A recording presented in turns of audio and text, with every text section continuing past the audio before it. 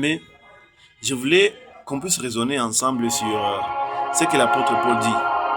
Il dit que le bien que je vais faire, je ne le fais pas. Mais le mal que je ne vais pas faire, c'est ce que j'ai fait. Et puis il crie, il dit, qui me délivrera de ce corps mortel? L'apôtre Paul voulait faire le bien, mais il n'arrivait pas à faire. Il fait toujours le mal à la place du bien. Il sait que ça, c'est le bien.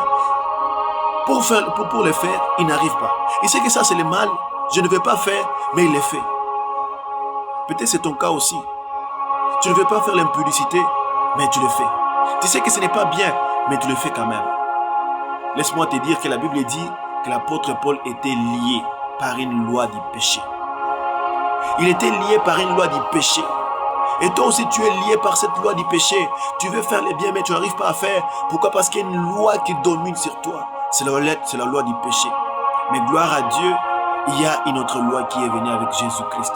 La loi de l'esprit de vie. Lorsque tu acceptes Jésus-Christ comme sauveur et Seigneur, il te donne la capacité de pouvoir résister au diable. Il te donne la capacité de faire le bien. Il te donne la capacité de ne plus faire le mal. Alors c'est à toi. Jésus est venu pour te libérer. Prends la décision de suivre Jésus. Prends la décision de